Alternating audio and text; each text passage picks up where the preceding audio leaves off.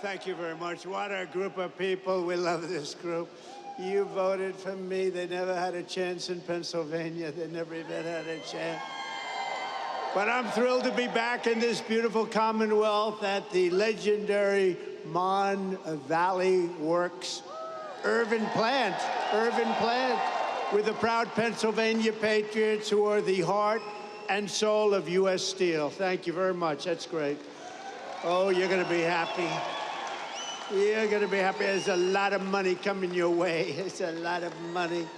You're going to say, please, sir, we don't want this kind of success. It's too much, sir. We can't take it. Please, we beg you, we don't want this much success. But we do, really, don't we? We're going to be so successful. You have just started. You're going to watch. We're here today to celebrate a blockbuster agreement that will ensure this storied American company stays an American company. You're going to stay an American company. You know that, right? But we're going to have a great partner. We're going to have a great partner. And I have to tell you, Japan has been a tremendous friend of mine during my years as president. And then we had a little hiatus. We had a rigged election. But then we won. We said, let's make it too big to rig. And they made it too big to rig. And this is a much more powerful term than we could have ever had the other way. So a lot of things, God was looking down on us all for a lot of reasons, including right there. A lot of reasons we were blessed, and you're going to be blessed. You're going to see that. It will keep its headquarters in the great city of Pittsburgh, Pennsylvania, where it belongs.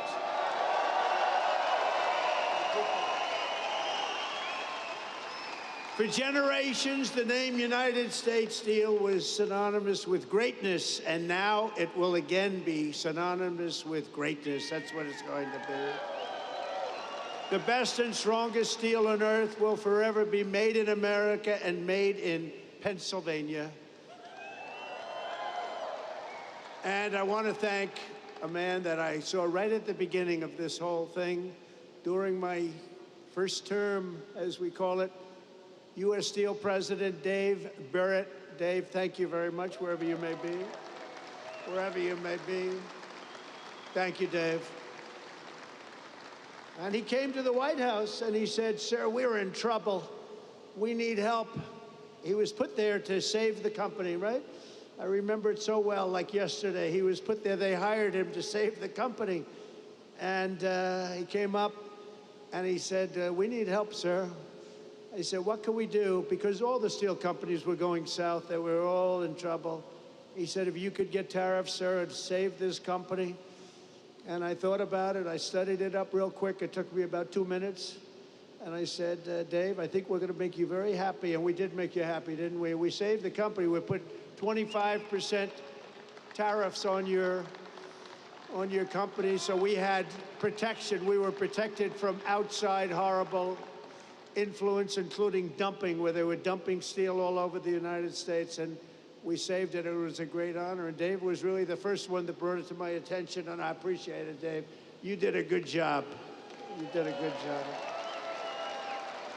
He more than saved the company. He made the company great. This will be a great company in a very short period of time. Also, the vice chairman of Nippon Steel, Takahiro Mori. Takahiro, thank you very much. He's a great guy, highly respected. He's highly respected all over the world for what he's done with steel. He's going to make this is going to be his pet project. It's going to be great. Thank you, Takahiro. Appreciate it. We're also pleased to be joined by a man who's done a fantastic job. He's central. I always say he's central casting. Treasury Secretary Scott Bessent. Where is Scott? Central casting. Thanks, Scott. We had a good report today. I don't know if you saw. The numbers were through the roof, and there was no inflation. And they said, you know, Trump was right again. They were all saying, oh, inflation, inflation. We're taking in billions and billions of dollars in tariffs and other things, and we're keeping our competitive nations, we're keeping them, they're competitors, and we're keeping them totally at bay. And we right now have the hottest nation anywhere in the world. And 6 months ago, we had a nation that was dying. We had a nation that was cold as ice, and now we have the hottest, most talked about nation anywhere in the world. Anywhere. Good job, Scott. Also, Secretary of Labor, Lori Chavez DeRemer. Lori, thank you very much. Highly recommended by the Teamsters and a couple of others, I have to tell you. And I said, I'll take that. I'll take that. But she's been fantastic. Also, we have some incredible congressmen and women. Mike Kelly, where's Mike? Mike, he's wearing a shirt today. A lot of times he doesn't. If it's cold, he doesn't wear shirts. Thank you, Mike. Dan Muser, who I hear is going to maybe be running for governor. That's what I hear. I hear there's a rumor about that. There's a rumor about that. Another man, yeah, good luck with that, Dan. I'll tell you, if that's your decision, you've got my support. You know that, right? If you run, you've got my support. He's been, Guy, don't you think he's been a great congressman? He's been a great congressman. And if you run, you have my support totally, and you'll win. You'll win. The people are going to get it real fast. Thank you very much. Good luck. Guy Reschenthaler, who is a fantastic person, with a very good friend of mine today, and I appreciate you coming together. And Guy, thank you very much. What a job you've done from the beginning, right? We never had a problem from day one, you and I. So thank you very much, Guy. Great job. Mike Ruley. You know Mike? Where's Mike? Mike? Thank you, Mike. Great job you're doing. Thank you. Really, really good. And another friend of mine, a great hockey player, actually, Pete Stauber. Pete, thank you. What a great hockey player. He was the real deal, right, Pete? He'll even admit it. He's going to admit it.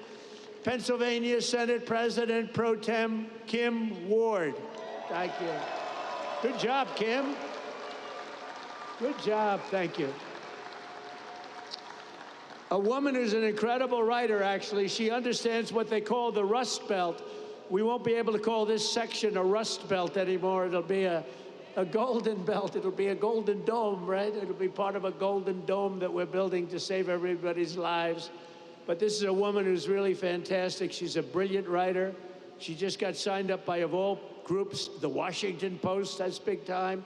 Selena Zito. Where's Selena? She's around here. Selena, thank you. She understands you people and me better than we do. She understands us, and she got it right from the beginning with Trump, didn't you, Selena?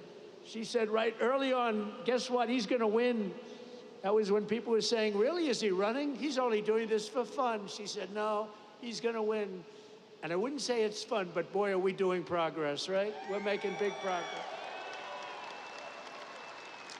So you have a couple of people here that I wanted to introduce because, you know, being a guy that's watched a lot of football, this man had tremendous courage. He had a lot of grit. And everybody knows he wasn't the largest person on the field at all, but he was, in many ways, the most courageous. Rocky Bleier. Rocky. Come up here, Rocky. Come up here. Come up here, Rocky.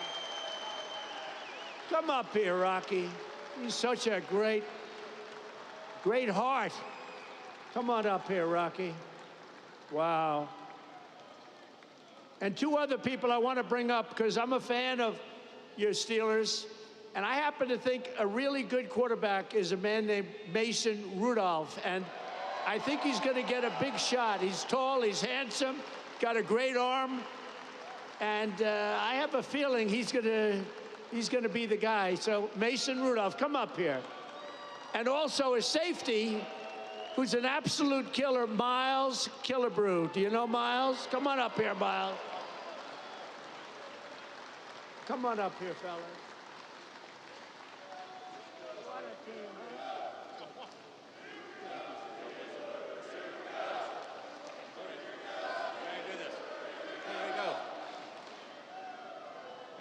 Mr. President, on behalf of U.S. Steel and to the people of Pittsburgh, more importantly, though, to all the Steeler fans that are here this evening, I have the honor of making you an honorary Pittsburgh Steeler and would like to present to you your jersey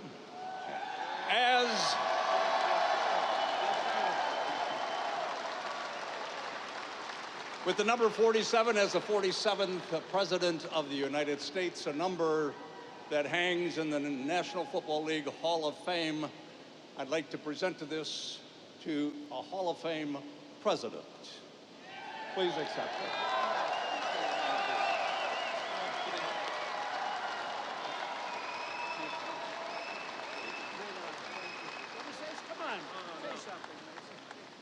Listen, I'm honored to be here with a great Steeler legend like Rocky Bleier, somebody who fought for our country in Vietnam and came back and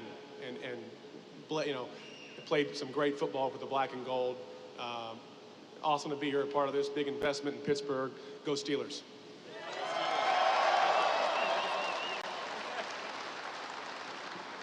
How about this president of ours, huh? Just wanted to say God bless you, President Trump, and God bless you, Pittsburgh. Thank you.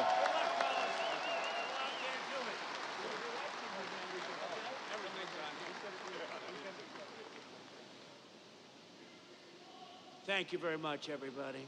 It's a great group of people.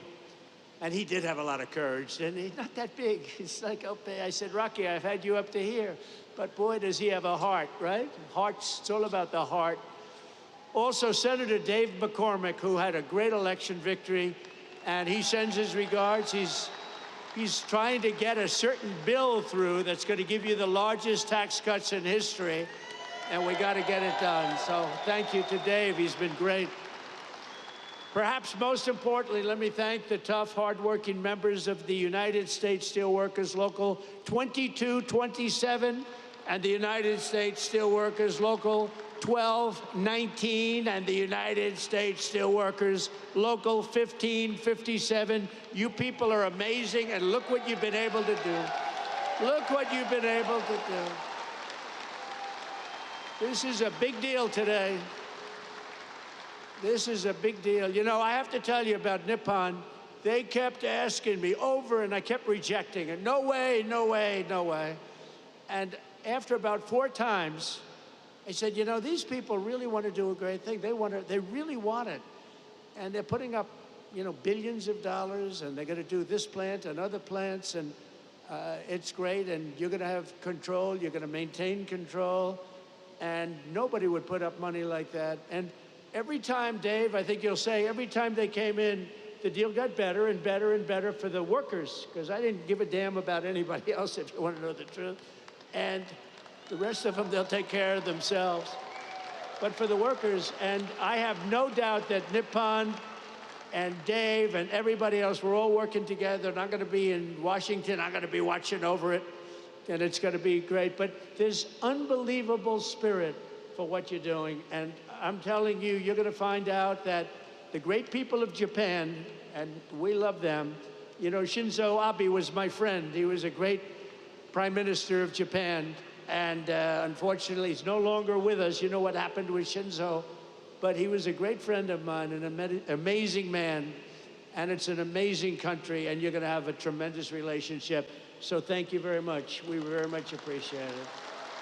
Very much appreciate it.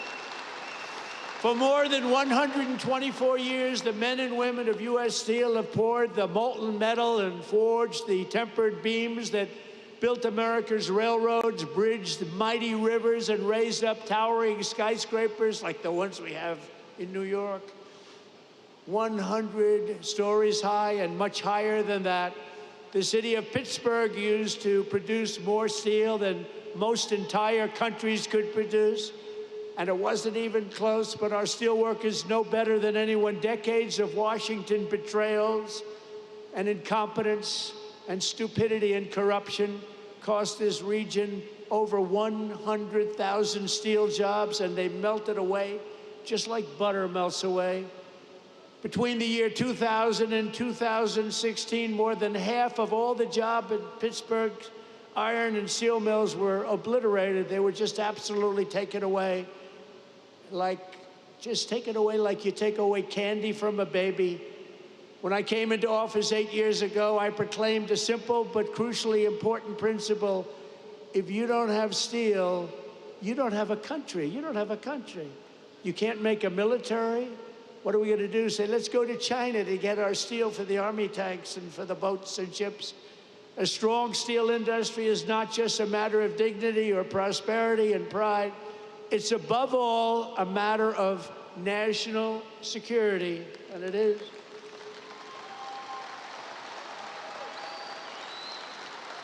You're going to see some amazing things here. That's why I fought for the American steelworker like no president has ever fought before. That's why I won your votes like no president has ever won before.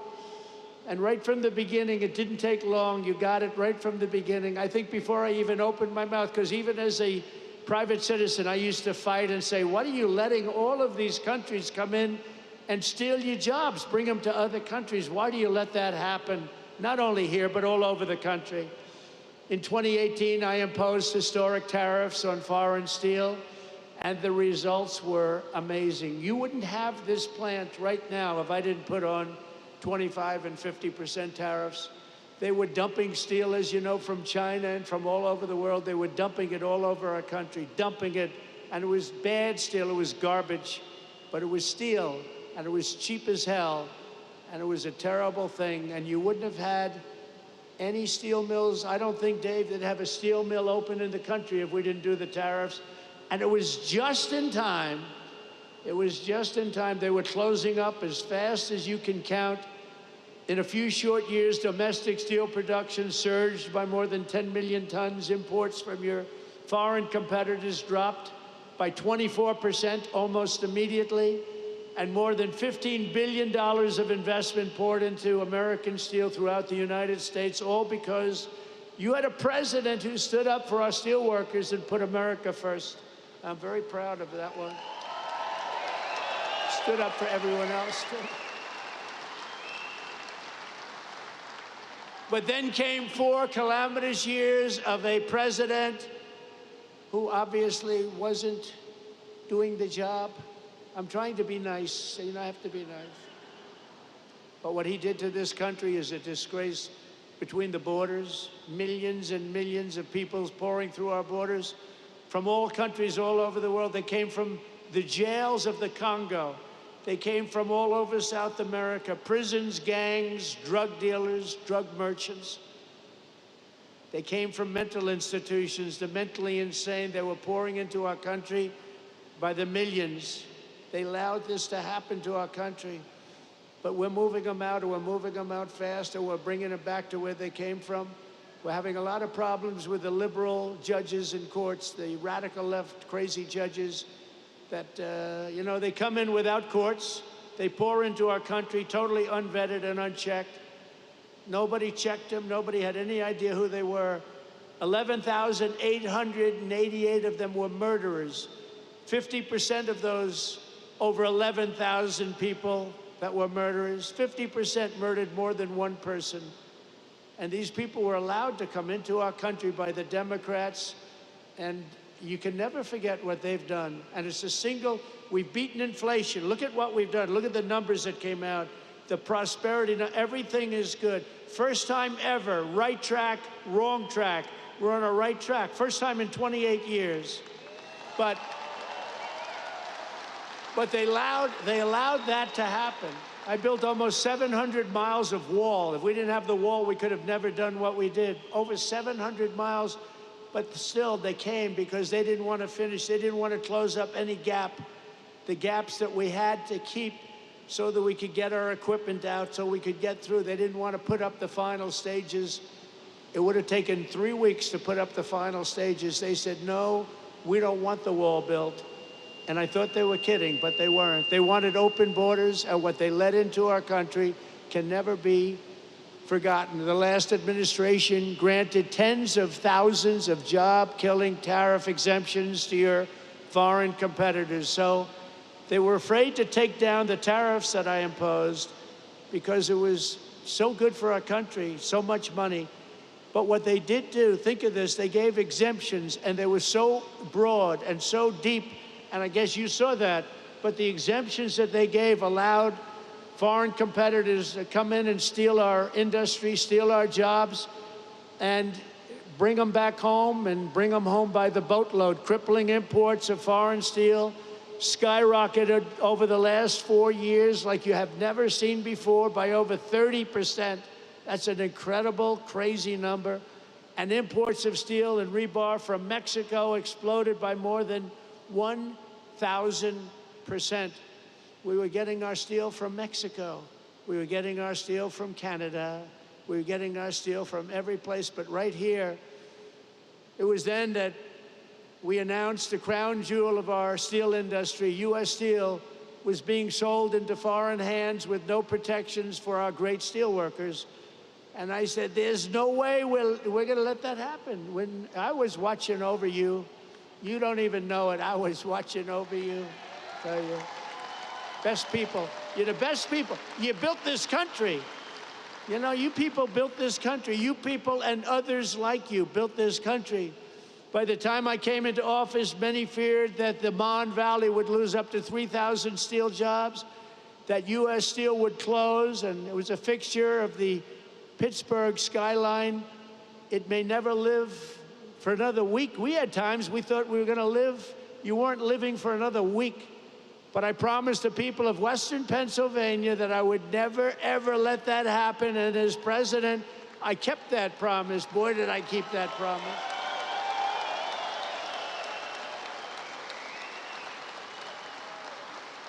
So soon after initially taking office, I imposed powerful 25% tariffs on all foreign steel and ended each and every one of the Biden exceptions and exclusions.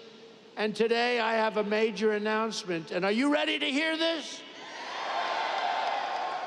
This is on behalf of Scott, Secretary of Treasury, Howard Lutnick, Secretary of Commerce, and all of the great geniuses and people we have working, and they are smart, but I don't think you'd be a good steel worker, Scott, I'm sorry.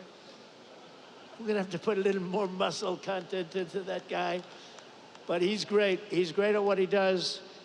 We are going to be imposing a 25% increase. We're going to bring it from 25% to 50%, the tariffs on steel into the United States of America, which will even further secure the steel industry in the United States. Nobody's going to get around that.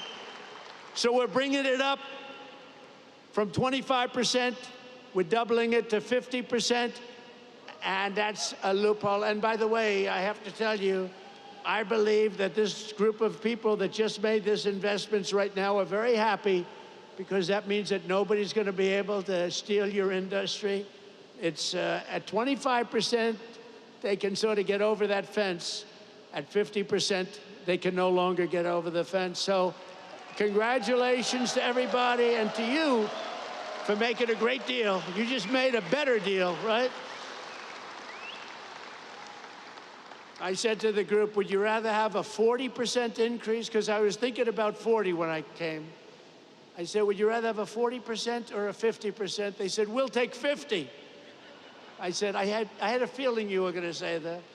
So congratulations. Also, congratulations to Dave, because you got this whole thing started. Congratulations. Great job. Great job. The people here understand the word tariff, and you understand it better than the people on Wall Street. But now the people on Wall Street are finding out. They're saying, wow, you know, Trump was right. You saw today, they had an announcer, Joe Kiernan, CNBC, Maria Bartiromo, who's so fantastic on Fox Business. And they were saying, you know, Trump was right. Look at these numbers. The numbers got released today at 8 o'clock in the morning, and it showed no inflation and tremendous income jumps for workers and for the people of our country. And they go, wow, he was right. He was right. But you knew that. You knew that before Wall Street. The workers knew that. We don't want America's future to be built with shoddy steel from Shanghai. We want it built with the strength and the pride of Pittsburgh. It's Pittsburgh steel, it's U.S. Steel, and it's going to be something even more special when you get all that billions of dollars of new equipment that they're going to be investing right here. Billions and billions of dollars. Since I imposed our steel tariffs, and you know, I said that tariff to me is the most beautiful word in the dictionary. I love the word so much. I've always loved it. For 40 years, I've loved it. For 40 years, I didn't understand why people weren't in this country using tariff. They use tariffs to kill us. They use tariffs to take our businesses, not only steel, other businesses too. And we never knew how to use tariffs back because we had people in the White House that either didn't care or weren't very smart or both. And it really starts with the White House. It's very simple. It starts with the White House. But I said, it's my favorite word in the dictionary, the word tariff. And I got slaughtered in the fake news. I got killed. They said, what about love? What about wife and family? What about God, they said. So they made the word tariff be my fourth favorite word. And now I have no complications. It's my fourth favorite word. God, wife, family, all of the different things, but they did. It's not even believable. I said, tariffs is my favorite word, and I got slaughtered by these people. But we've had a lot of fun. We've jousted for a long time with the fake news. But companies all over the world have announced nearly $10 billion in new investments in steel, just in steel alone. But the Nippon investment we're announcing today blows them all away with a record-setting, and this was just heard of. We just came out a little while ago. $14 billion commitment to the future of this company. That is the single largest investment. That's the single largest investment of any kind in any industry. So not only steel, go all the way back. You go into fracking, you go into anything you want to go into because you're a good fracking state too. We love fracking, by the way. But think of this, the largest investment of any kind in the history of the Commonwealth of Pennsylvania, and we also will be the largest investment in the history of American steel industry. There's never been a $14 billion investment in the history of the steel industry in the United States of America.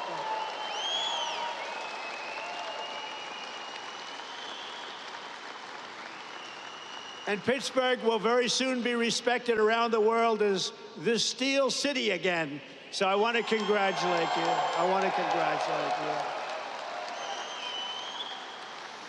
As part of this monumental commitment, Nippon will also invest $2.2 billion to increase steel production here in the Mon Valley Works, specifically allocated to Mon Valley, along with $200 million for the Advanced Technology Research and Development Center that's being built already in Pennsylvania. So I want to congratulate you. And in addition, another $7 billion to modernize steel mills, expand ore mines, and build state-of-the-art facilities in Indiana, Minnesota, Alabama, and Arkansas. So I want to thank you and congratulations to those states. Congratulations. And the bulk of these expenditures will be made in the next 14 months. It's going to happen fast. You're going to be very busy watching trucks go back and forth, loaded up with cash, or its equivalent. And it will create and save over 100,000 American jobs, including 14,000 jobs in Pennsylvania. Thank you. Very good. And by the way, your local union, I won't talk about your national union because I don't think he knows what the hell he's talking about. But your local union, I want to tell you, is so unbelievable. They've been great. I have to tell you that. This is an incredible deal for American steelworkers, and it includes vital protections to ensure that all steelworkers will keep their jobs and all facilities in the United States will remain open and thriving.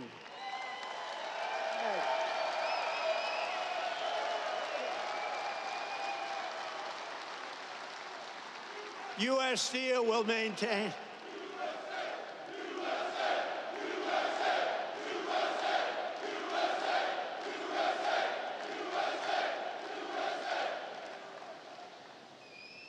I don't want to fight with those guys. They look pretty.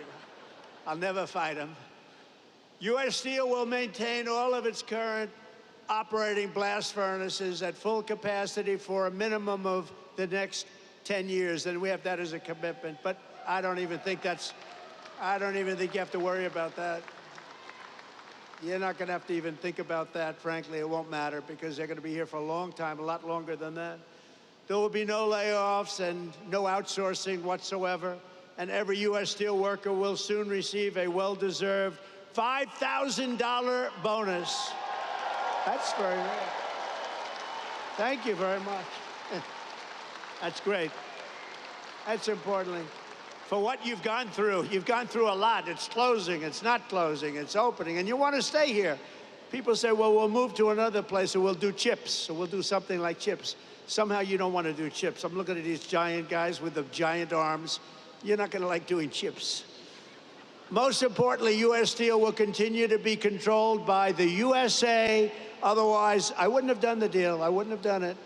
But the USA, and we're going to be working together, and you're going to look at your board. You have a great board, and we're going to have an amazing alliance.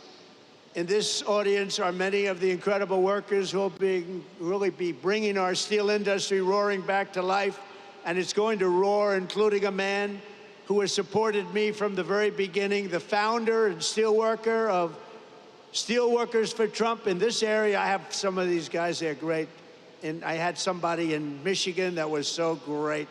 I love that guy, and I love this guy. He's been with me from the beginning. Brian Pavlik. Brian, come up here. Come up here, Brian. Brian's been with us from the beginning. Oh, look at him, big guy. Thank you, Brian. Appreciate it. Thank you. Oh, yeah. Yeah, you did.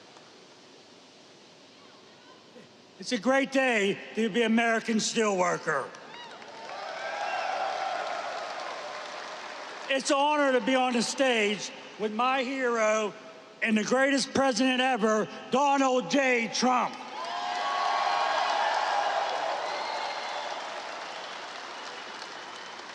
Hello, my name's Brian Pavlik. I'm a third-generation steelworker and the president and founder of Steelworkers for Trump. The attempted assassination of then-president candidate Donald J. Trump prompted me to establish Steelworkers for Trump. Our membership now exists to 2.5K.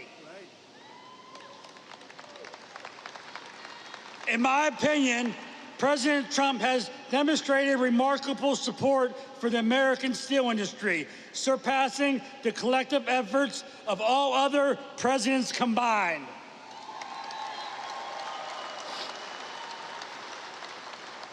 Through tariffs, he has fought to keep steel being made in America rather than being dumped onto us by China.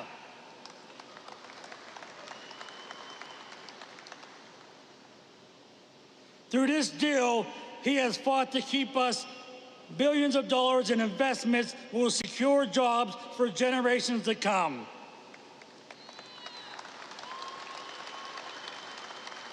Thank you, President Trump, for your commitment to revitalizing the American steel industry and restoring its greatness and in making American steel great again.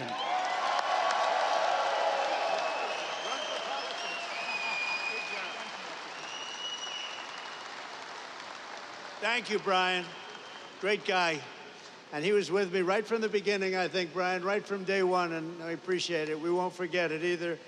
So let me also bring up real fast a few guys that I met backstage that I was very impressed with. Jack, Jason, Scott, Donald, and Kurt. Come on up here, fellas. Get up here. Come on up here. These guys are great. Come on. They're happy people.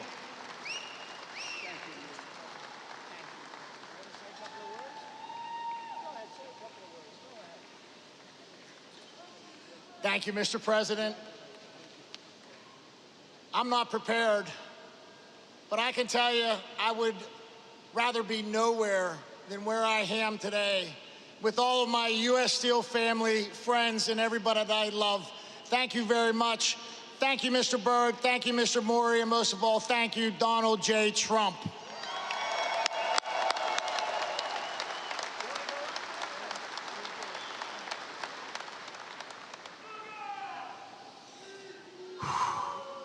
We did it.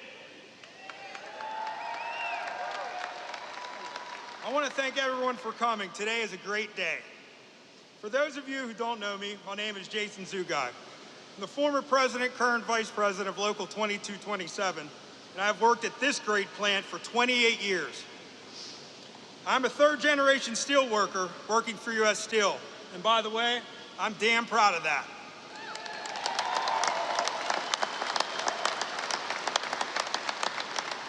So, when we decided to stand up for the men and women of the Mon Valley, we knew it wasn't going to be easy. Almost every day there were obstacles in our way. At any point we could have chosen to give up, but we are steel workers, and giving up just isn't something we do. These investments will ensure steel will be made right here in Pittsburgh for years to come. And I want to take this time to thank a lot of people that were crucial to getting this partnership to the finish line. First and foremost, I want to thank God for giving me the strength, courage, and wisdom to fight day after day. I want to thank my family for their support. They were always patient with me when I'd be constantly on the phone, night after night, discussing this partnership, talking to politicians, or easing the mind of a union member. I want to thank Jack Maskell. We've been together from the beginning through this.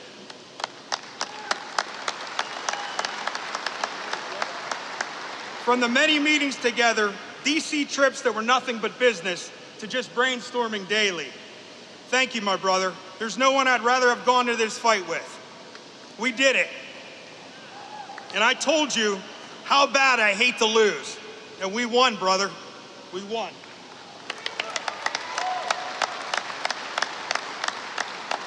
To the guys from Clairton and ET that fought side by side with us from the beginning, it was an honor, and I'll never forget our journey.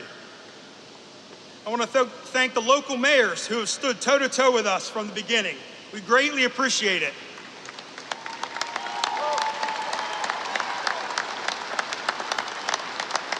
Mayor Kelly, thank you, and thank you for your friendship, sir. I want to thank my union brothers and sisters for believing in us and trusting us to get this done. My campaign slogan when I ran for office was, "I will fight for you." I hope that I've proven that to you. It was my honor.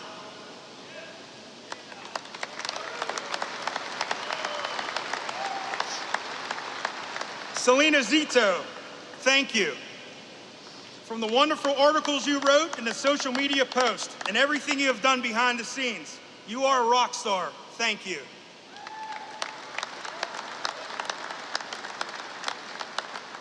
Senator Kim Ward, thank you for fighting for us as hard as you did. You were one feisty lady, and I say that with the utmost respect, and we appreciate it. The state of Pennsylvania and your constituents are so proud to have you represent us. Thank you. Chris Hall, just a small-town guy from Chalfont that made it out and wanted to give back to his community. Thank you for your words of wisdom and unwavering support for your community. You did a good thing.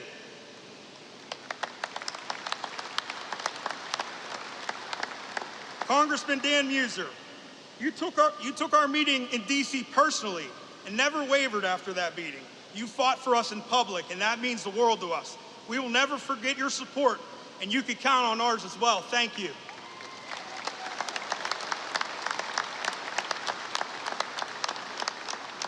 Mr. Maury, I love this guy.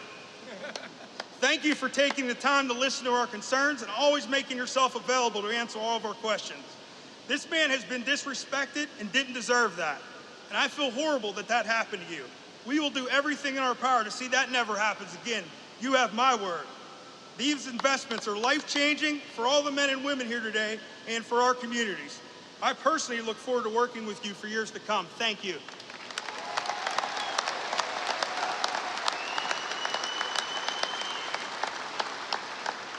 I want to thank the men from New York and DC that called me every day.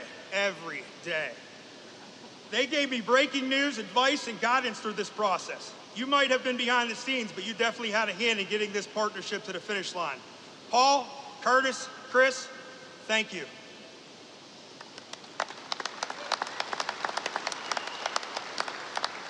U.S. Senator Dave McCormick. I met the senator at a Trump rally in Latrobe before we were both getting ready to speak. He introduced himself to me and asked about the Nippon merger and what I thought about it. Well, as you know, I'm pretty passionate about it, and let him know that. He told me, after I win, you will be my first meeting. I was his first meeting. He kept his promise.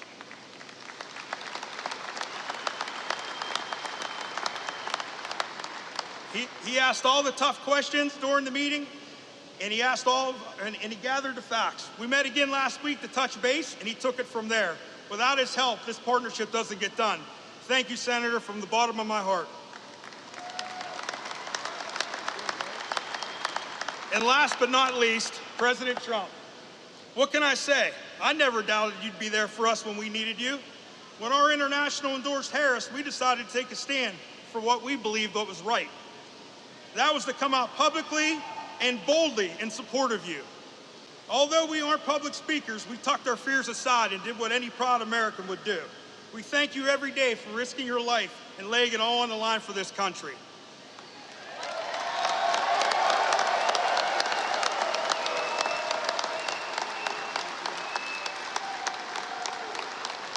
I knew you wouldn't let us down, and for that I will be forever grateful. From every steelworker that supports you and every family you saved, I want to say thank you, Mr. President, for making U.S. Steel great again.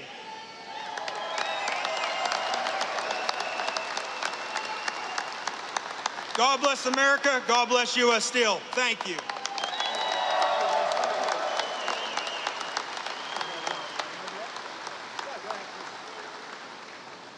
So my name is Don German. I am the plant manager for this Urban Works here. I had 35 years with U.S. Steel. I'm a first-generation U.S. Steel worker. It is an honor to host you, Mr. President, today. And let me tell you, it was a lot of work, but it was well worth it. I will always tell people that, you know, it is for the workers that are out on this floor. It is for our families that are out here who support us. It is for the community members in our community and our state and our country. And I thank you from the bottom of my heart.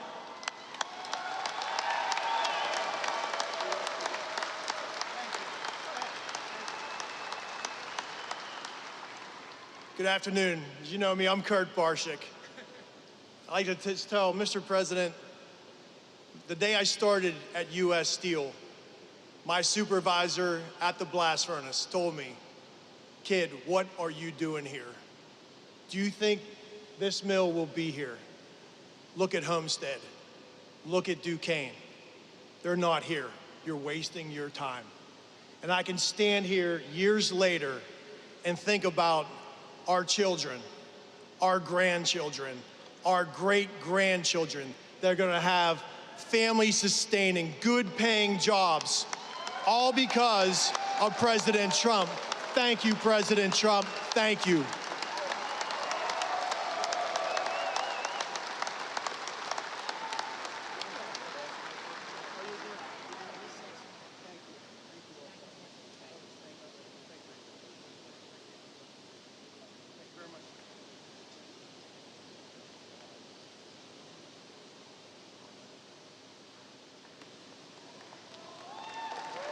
Great people. These are great people. I want to just say, I just saw them. I think this is their 156th rally. I don't know what the hell their husbands are doing, but they come from North Carolina, the beautiful women of North Carolina. They're over here, and I just want to thank them very much for being here with us. It's been unbelievable. This is 126 or something like that. And, you know, they're happily married from what I understand, but I'll tell you what, that must be a little bit of a strain on the relationship. They've followed me all over the world for 9 years now. I go to so many rallies, and we appreciate it. It's called love, and there's so much love in this room. It's incredible. The men and women here today, they work every day to keep America powerful and strong, and for decades you watched as one globalist politician after the next sold you out and sent your dreams to China. and to many other foreign countries, but now you finally have a president who's working for you and fighting for you, and we're going to be watching over you. This is going to be so successful. You're going to be so proud of this. This is going to be a very big day. I hope it's going to be one of the biggest days in your life. I don't want it to be the biggest, you know. You got married, you had children. I guess we got to give that to them and give that to you. But this is going to be truly one of the biggest days in your life. I feel sincerely, I have such confidence in this group of people. Since my election, we've created nearly 500,000 new jobs, including 10,000 manufacturing jobs, and those numbers are going through the roof. We're going to have close to $11 trillion invested in new investments in the United States, and you can look at other years. There's never been anything like that. And by the way, that's essentially in 2 months, not 4 months, because it took me a little time to get acclimated. But over the last 2.5 months, we're over $11 trillion is going to be coming. Apple is spending $500 billion to invest in America, not in China.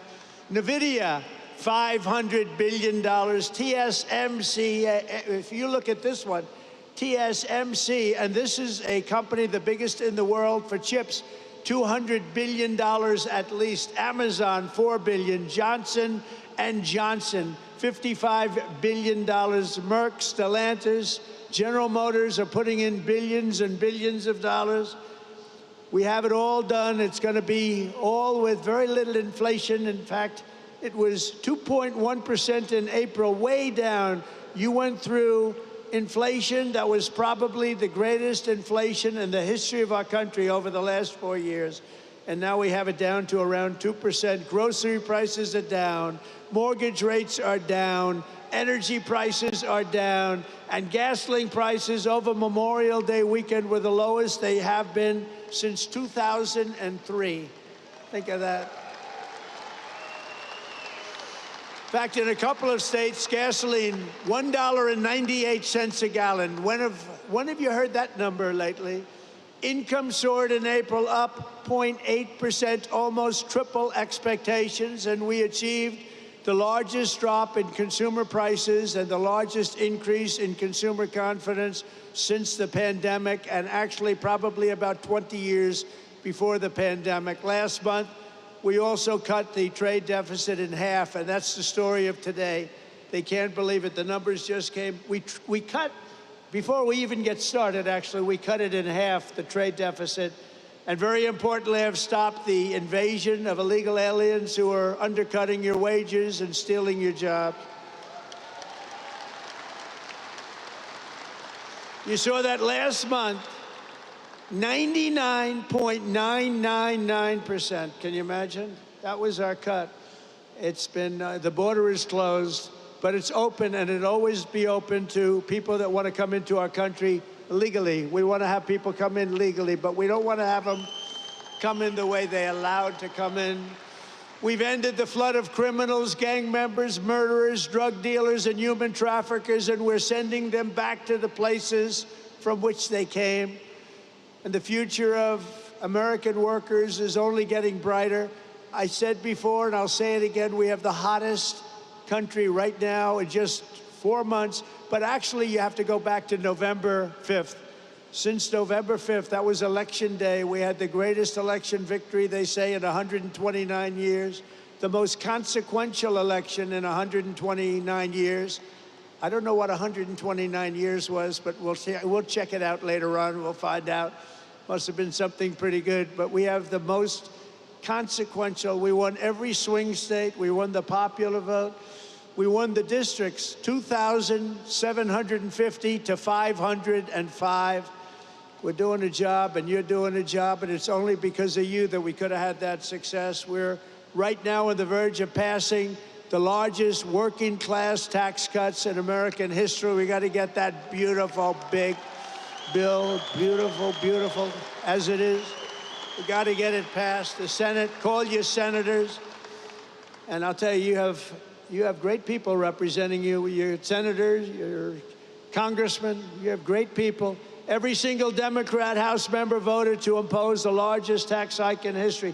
The Democrats are voting for the largest, highest tax hike in history. I've never heard of it before. Meanwhile, our one big, beautiful bill will keep income taxes at the current rates and deliver no tax on tips, no tax on overtime, and no tax on Social Security for our seniors.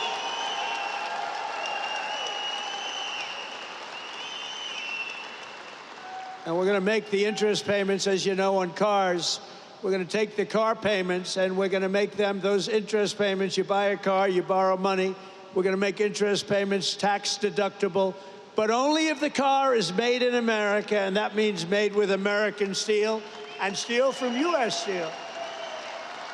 And we're permanently expanding the child tax credit, and we're creating a special Trump account for every newborn child, starting them off with a $1,000 credit to be invested over the course of their life. A little baby is born, they're going to start off with $1,000. And if we do a good job of investing their money, we're going to go with one of the investing guidelines. Who the hell knows if they're any good, but they have a chance to be very rich. It's going to be very cute to see. We're going to follow it very closely. And critically, the bill includes the largest reductions to wasteful spending in a generation or more, slashing more than $1.6 trillion in waste, fraud, and abuse. And the one big beautiful bill, and get out there and get your congressmen and your senators and any other senator or congressman you know, get them to vote for it, because the Democrats are willing to vote against the biggest tax deduction or tax decrease in history. This is the biggest tax cut, think of it, in the history of our country. If it doesn't get approved, you're going to have a 68% tax increase. Lots of luck. And the Democrats would rather have you have a tax increase, think of that, of 68%. They would rather have that happen than vote for a bill where you get the biggest tax cut. So there's something wrong. You know, all my life I grow up, I watch politics, and I've always watched politicians say, we will cut your taxes, we will cut. These Democrats want to raise your taxes, and in theory, a 68% increase. One other thing I did, and you probably saw it last week, you know, we pay the highest drug prices and pharmaceutical prices anywhere in the world by far. Other countries pay sometimes 1/10 of what we pay. A pill that costs $20, we spend $200, $250, $270 in many cases. It's the most unfair thing I've ever seen. And last week I did what had to be done, and it wasn't easy against the biggest lobby anywhere probably in the world, most powerful lobby, the drug companies, and I'm not even calling them bad, but they were able to do things. They're going to be fine, by the way. They're going to just stabilize. But we're going to now call a favored nations where we will pay the lowest price anywhere in the world, and they have to match it. We will be cutting your drug bill by 85 and even 90%. You know, I was very proud in my first administration. You may have remembered, I called for a major press conference because we were the first, I was the first one in 28 years to lower drug prices. They were lowered 0.25% over a period of a year.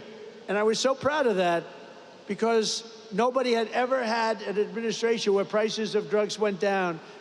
0.25%, not much. Now we're going to be lowering your drug costs by 90%, by 85%, by 75%, by numbers that nobody's ever heard of before. We will be paying equal to the lowest price of drugs and pharmaceuticals anywhere in the world. Have fun, because that's a lot of money.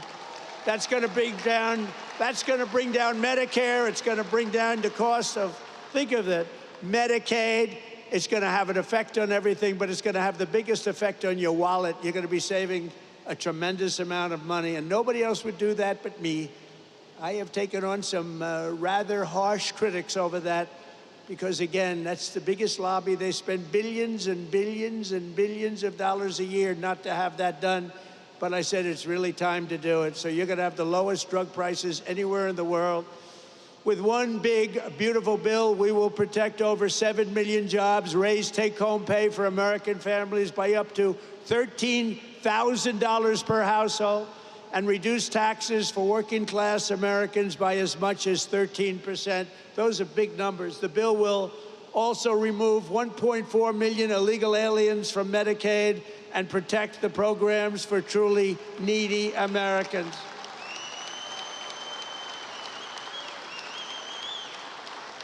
And it includes funding to hire 3,000 new Border Patrol agents and 10,000 new ICE agents. And these people like you, these are heroes. The jobs they have done, they go into areas that are so dangerous, it's unbelievable, but they're tough, they're smart, and they love our country. So I want to just thank ICE, and I want to thank the Border Patrol, and I want to thank law enforcement in general. They've been incredible. Really incredible. And I'll never forget our firemen. I don't know if we have firemen here today, but we're never going to forget our firemen. They do a great job. Over the past 4 months, we've accomplished more than most administrations achieve in 4 years or even 8 years. We've done this in 4 months. We've done something on spirit and optimism and pride, which is sweeping across our land. And with the announcement, it's surging like never before here in Western Pennsylvania. Remember, the entire world is watching us today. I'm making a speech, and I have millions and millions. Look at all the fake news back there. Look at that. That's a lot of fake news, come to think of it. Now, they've been pretty good to us here. They've, gave us a reasonably accurate display.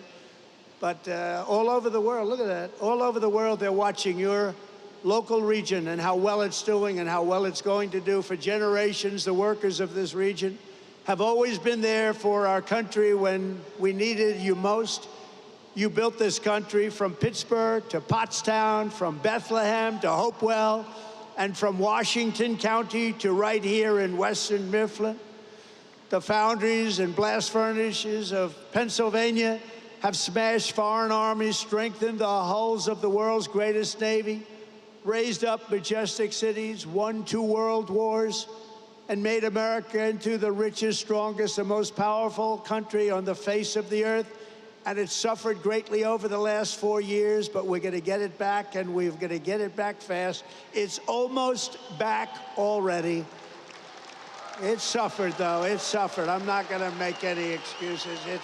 It suffered with incompetent, radical left lunatics. But under our leadership, we're making it richer, stronger, and more powerful than ever before. And that's why I want to thank you very much. And thank you, Prime Minister, and thank everybody. They all knew what was happening here.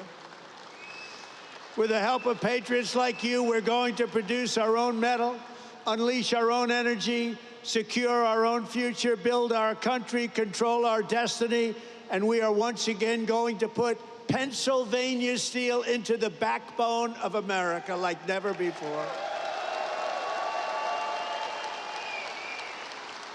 The golden age of America has only just begun, and together we are going to make America great again, greater than ever before. Thank you very much, Pennsylvania, and God bless America. Thank you very much. Thank you.